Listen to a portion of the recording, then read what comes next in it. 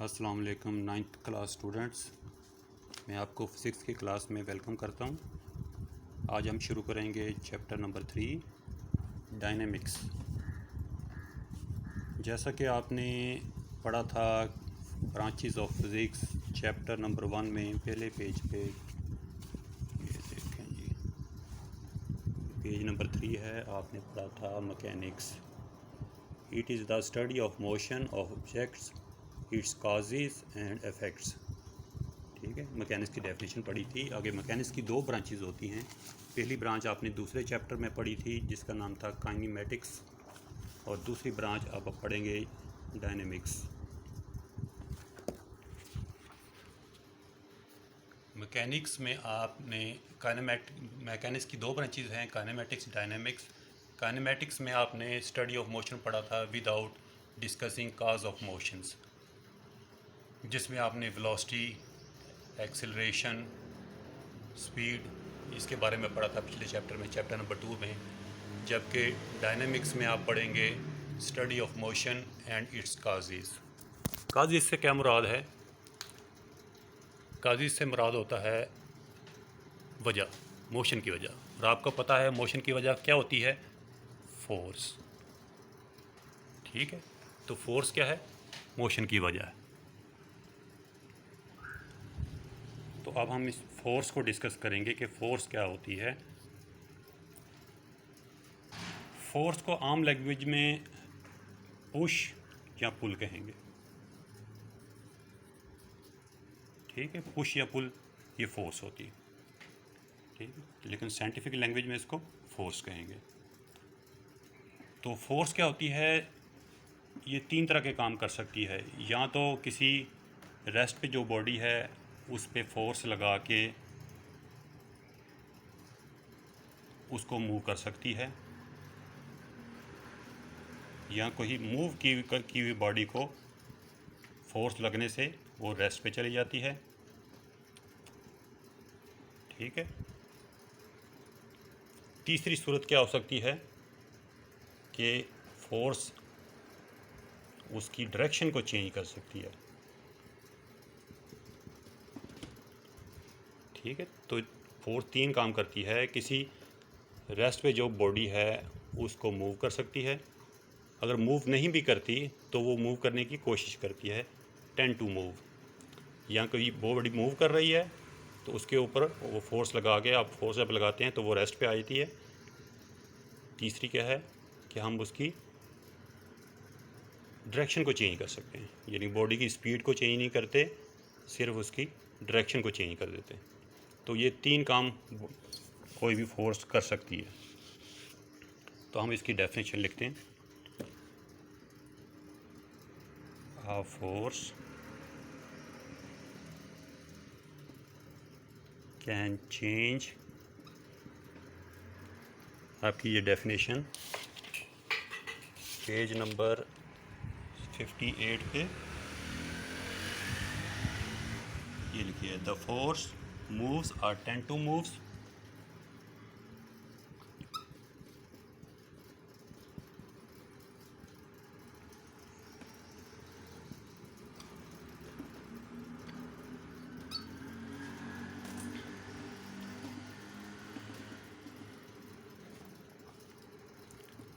stop or tends to stop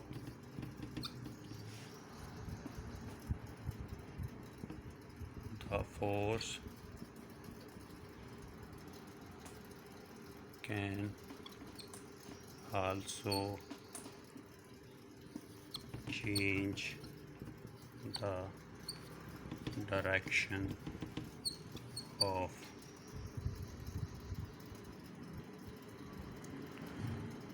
moving body।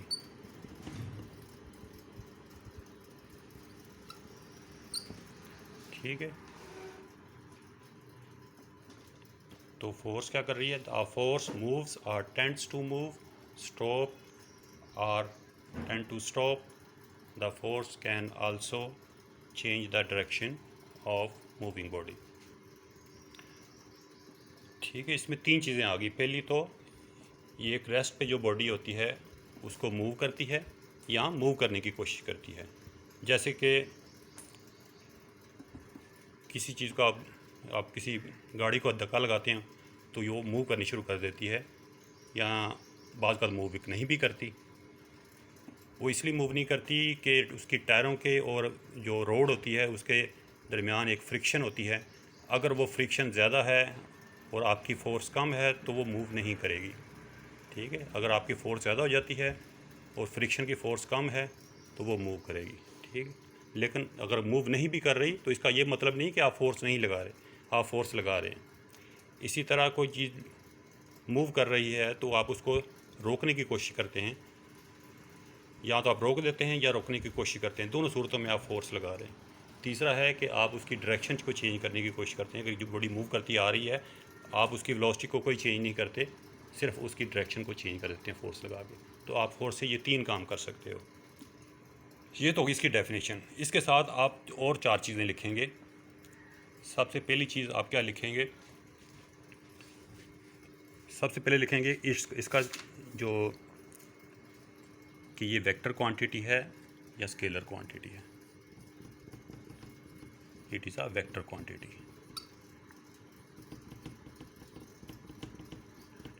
ठीक है,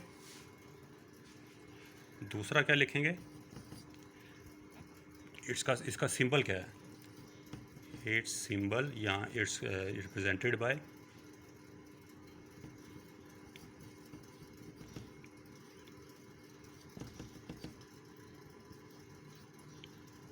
F.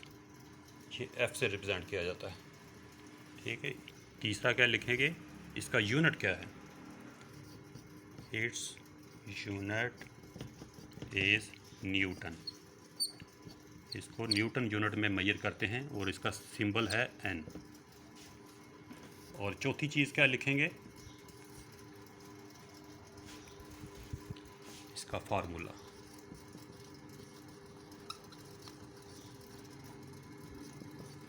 F is equal to M ए।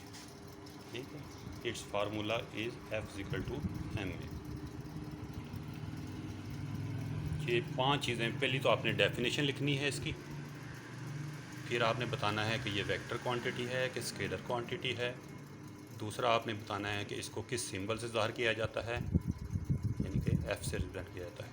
तीसरा आपने लिखना है कि इसका यूनिट क्या है, न्यूटन, एन से ज़ाहिर किया जाता है। चौथा आपने बताना है कि इसका फार्मूला क्या है, F is equal to M A. F force है, एम मास है और ए एक्सिलरेशन है।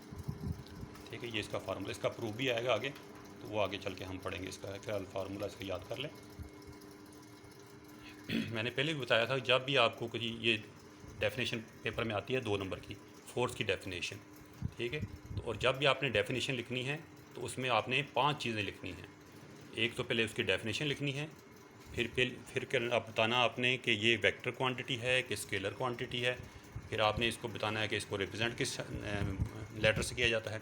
फिर इसका यूनिट बताना है और आखिर में उसका फार्मूला बताना है। ये 5 चीज़ें बताएंगे तो फिर आपकी कंप्लीट डेफिनेशन होगी। ठीक है, फिर आपको 2 नंबर पूरे, आप काट नहीं सकेगा आपके नंबर वो। ये तो हो गया फोर्स की डेफिनेशन। अच्छा, अगला टॉपिक है आपका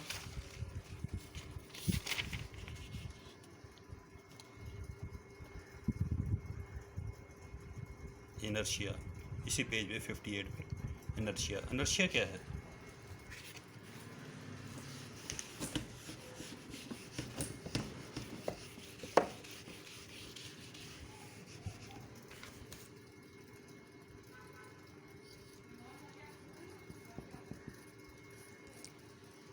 अच्छा, इनर्शिया का लफ्ज़ निकला है लफ्ज़ इनर्ट से।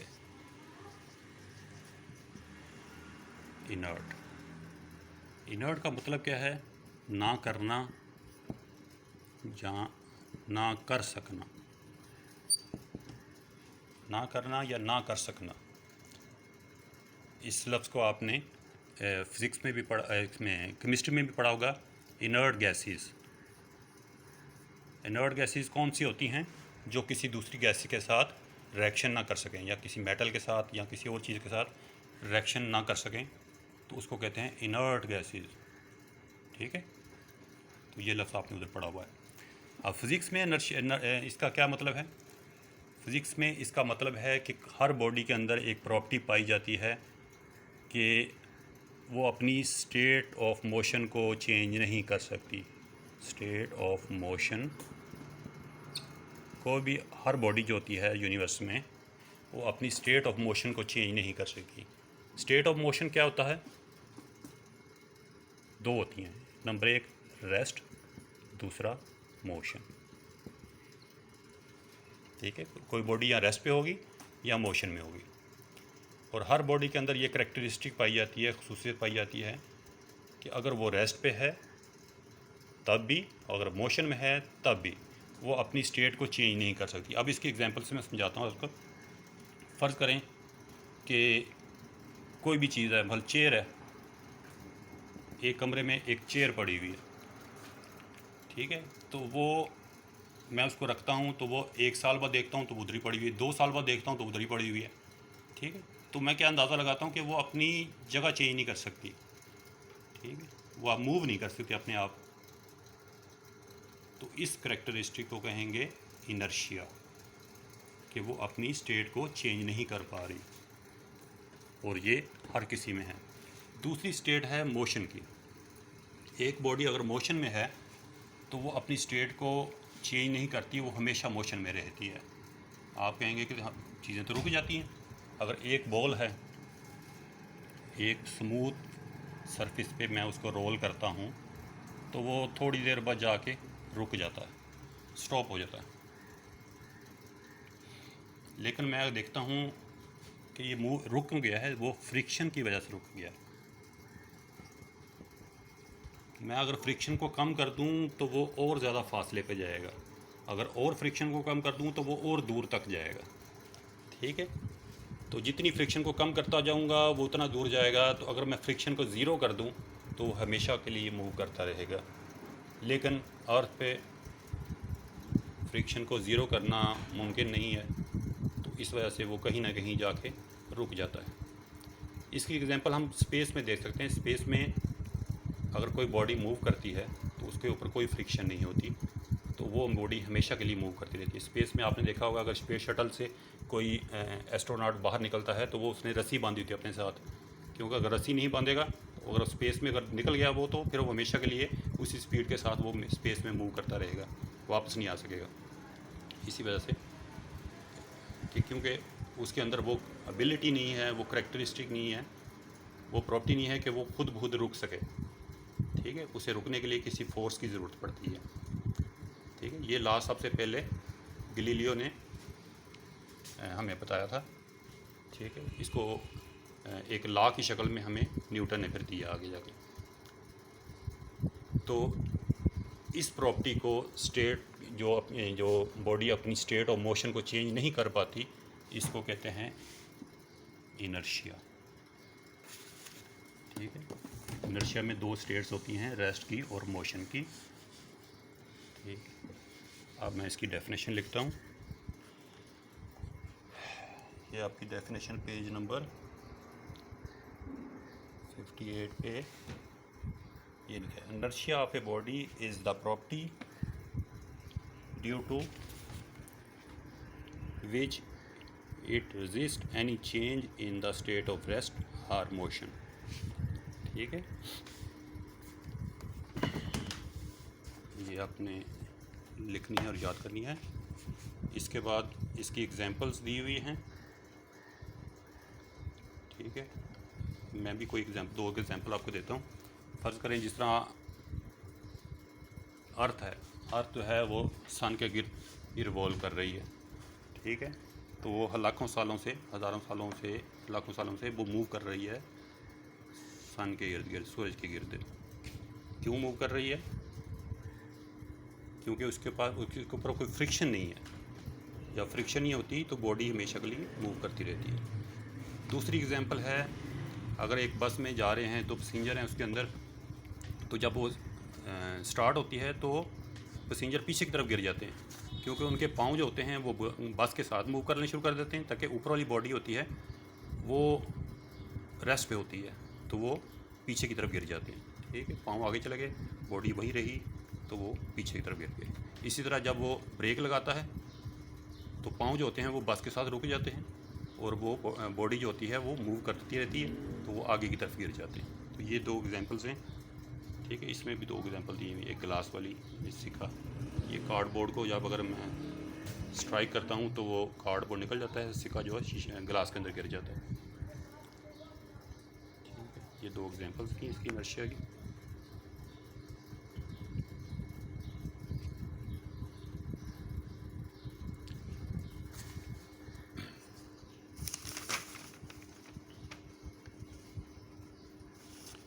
एक और एग्जांपल भी है कि एक अगर आदमी भाग रहा है तो वो यकदम रुक नहीं सकता, ठीक है। वो आहिस्ता आहिस्ता अपनी बॉडी को पीछे करके एक फ्रिक्शन पैदा करेगा और रुकेगा। अगर वो यकदम रुक जाए तो वो मुंह के बल गिर पड़ेगा, क्योंकि बॉडी उसके पाँव तो ज़मीन के साथ रुक जाएंगे, लेकिन उसका जो ऊपरली बॉडी होगी वो नहीं रुकेगी, तो वो आगे की तरफ गिर जाएगा। तो इस तरह जब भी हम रुकना चाहते हैं तो आहिस्ता आहिस्ता 2-4 कदमों के बाद आप अपने आप को पीछे की तरफ अपना बैलेंस करके तो रुकते हैं। तो वो इसी वजह से होता है कि हम इनर्शिया की वजह से रुक नहीं पाते। तो ये था आज के 2 डेफिनेशंस आपकी, फोर्स की और इनर्शिया की। अगले लेक्चर में हम पढ़ेंगे मोमेंटम और law of Newton first law, ठीक है। ओके, खुदा हाफिज़।